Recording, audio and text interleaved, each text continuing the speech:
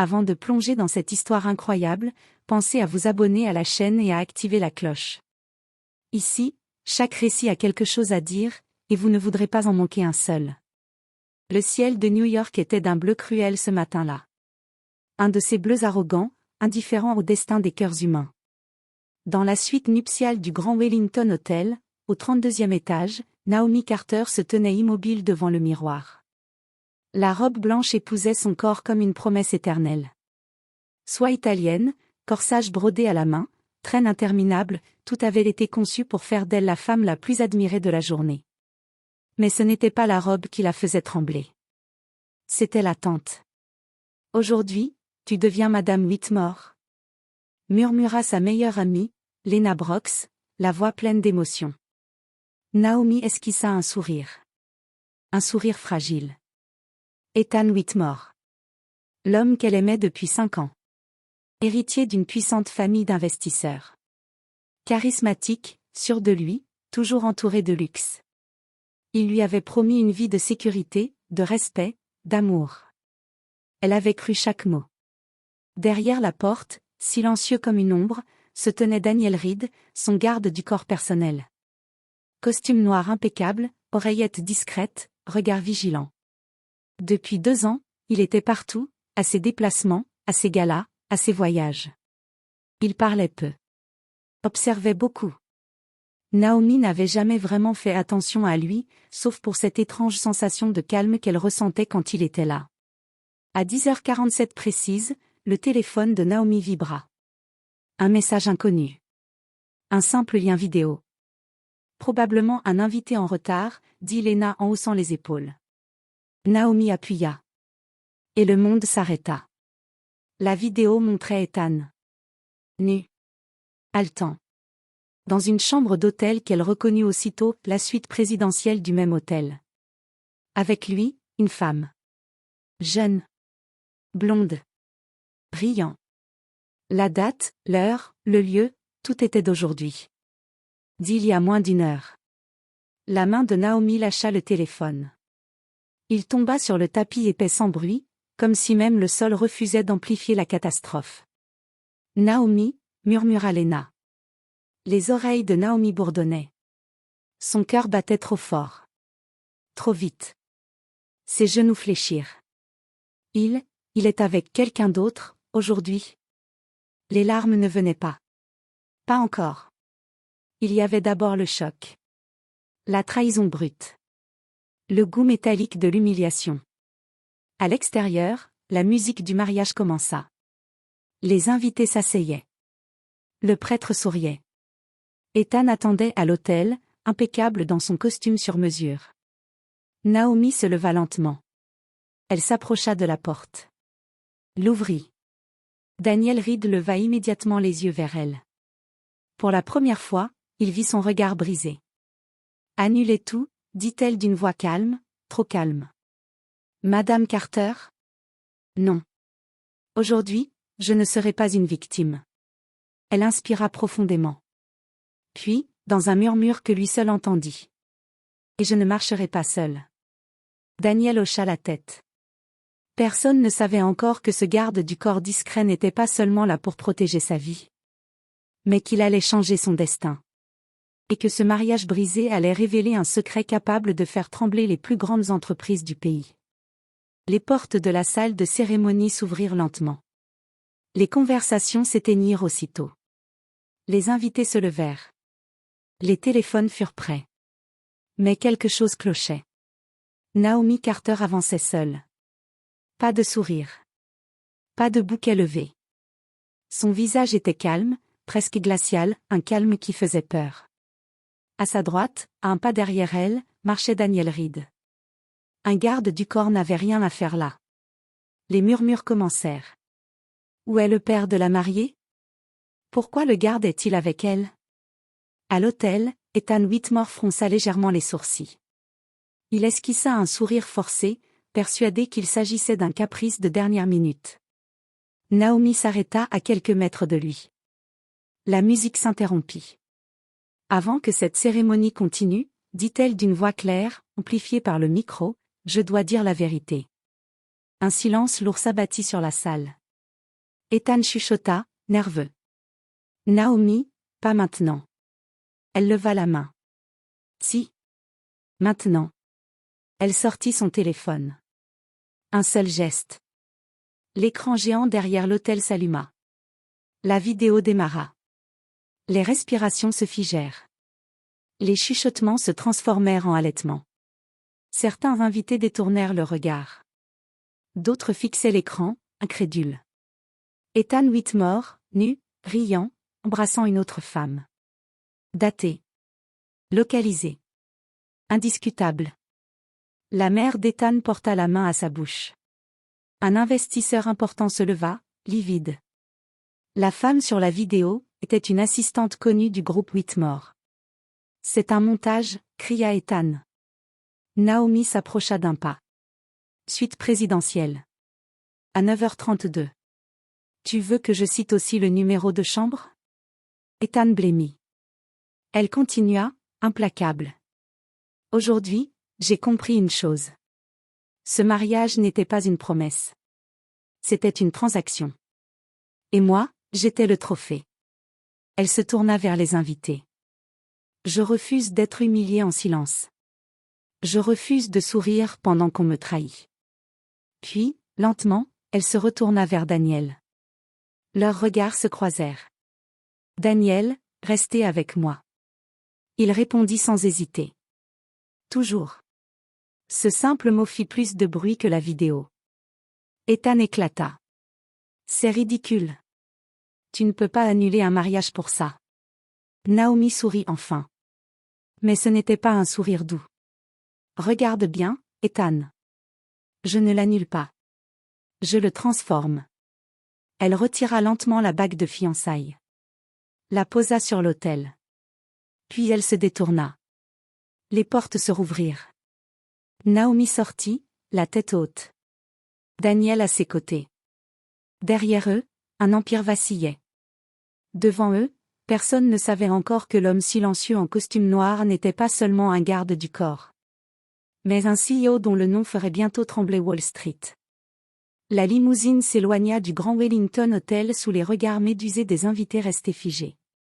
À l'intérieur, le silence était lourd, presque sacré. Naomi regardait la ville défiler derrière la vitre teintée. New York, brillante et indifférente, comme si rien ne s'était effondré aujourd'hui. Ses mains tremblaient enfin. Le choc retombait. Daniel était assis en face d'elle. Droit. Calme. Vigilant. Mais quelque chose avait changé dans son regard. Une tension nouvelle. Une décision prise. Où voulez-vous aller, Naomi? Demanda-t-il doucement. Elle sursauta légèrement. C'était la première fois qu'il utilisait son prénom sans « Madame Carter ». N'importe où, sauf là-bas. Il hocha la tête. Très bien. La limousine changea de direction. Après plusieurs minutes, Naomi laissa échapper un rire nerveux. Un rire brisé. Tu sais ce qui est ironique, dit-elle.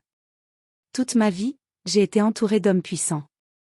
Et le seul qui m'a vraiment protégée aujourd'hui, c'est celui que personne ne regardait. Daniel détourna légèrement le regard. C'est mon travail. Non, répondit-elle. Ce n'était pas dans ton contrat. Ils arrivèrent devant un immeuble discret, loin des projecteurs. Un hôtel privé. Sécurisé. Sans paparazzi. Dans l'ascenseur, le silence revint. Puis Naomi osa poser la question qui la brûlait depuis des mois. Pourquoi toi?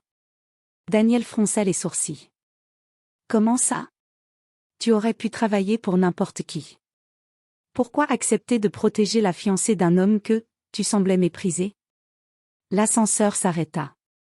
Les portes s'ouvrirent. Daniel ne répondit pas tout de suite. Il entra dans la suite, verrouilla la porte, activa un système de sécurité invisible. Naomi le regarda, surprise. Ce n'est pas un équipement standard, ça. Daniel expira lentement. Puis il ôta son oreillette.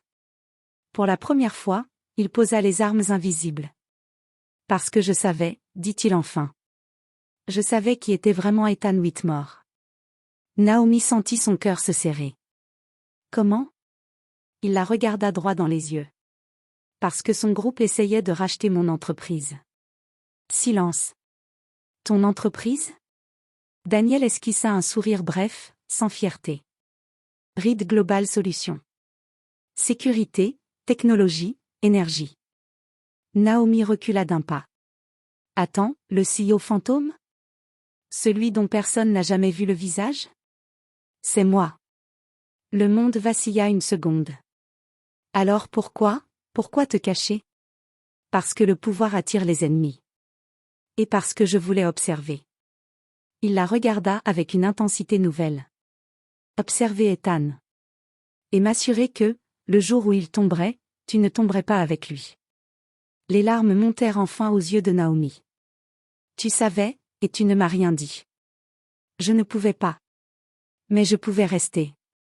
Un silence lourd, chargé d'émotion. Naomi s'assit lentement.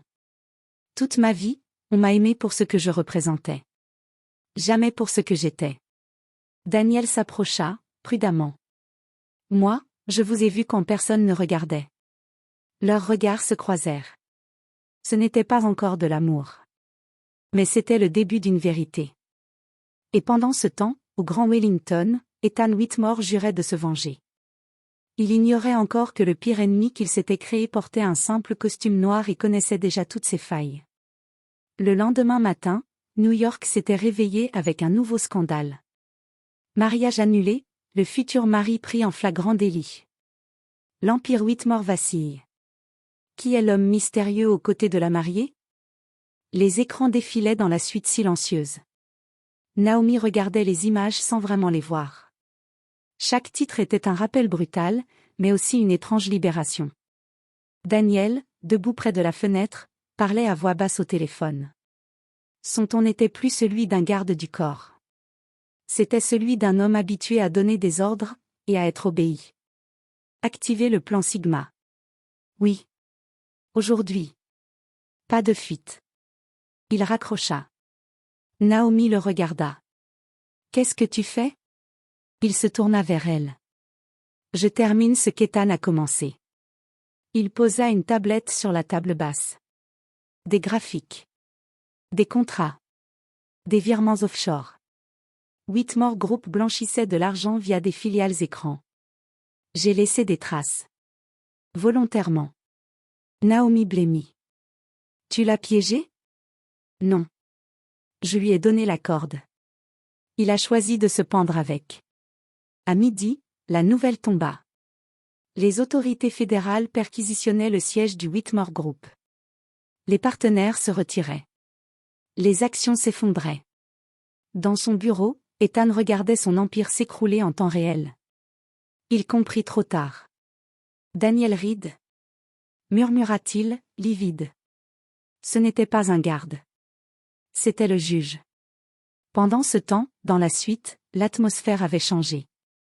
Naomi s'approcha de Daniel. Tu as fait tout ça, pour moi? Il secoua la tête. Pour la vérité. Et parce que personne n'a le droit de t'humilier ainsi. Elle le fixa longuement. Tu sais que si le monde apprend qui tu es vraiment, ma vie changera encore. Je le sais. Et si je ne veux plus être protégée, mais choisie? Daniel se figea. Naomi? Dis-moi juste une chose, dit-elle doucement. Si je n'avais été personne, m'aurais-tu regardé pareil? Il répondit sans hésiter. Oui. Le silence qui suivit était chargé d'une tension nouvelle. Plus dangereuse que la colère.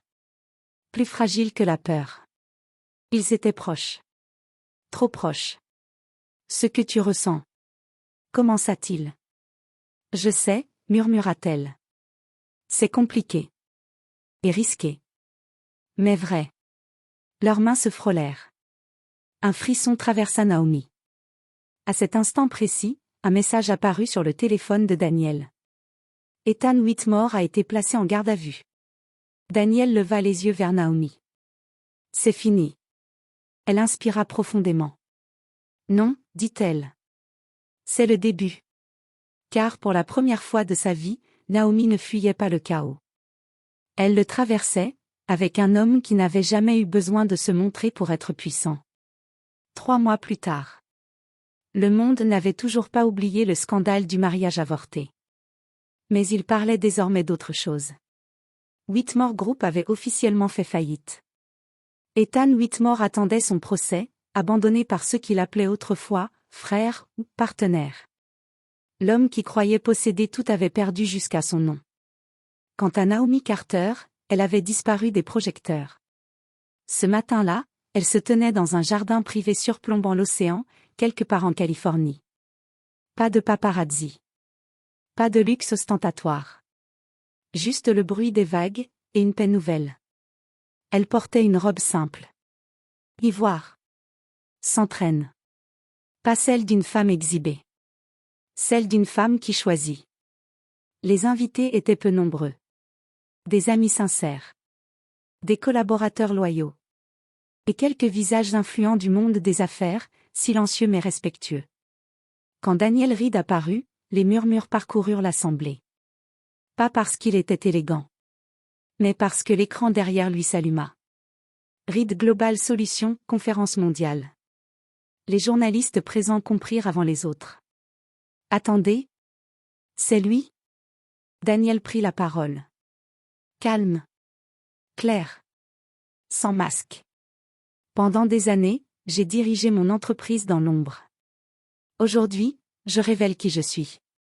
Non pour le pouvoir, mais pour l'amour. Il se tourna vers Naomi. J'ai été engagé pour la protéger. Mais elle m'a appris à être vue.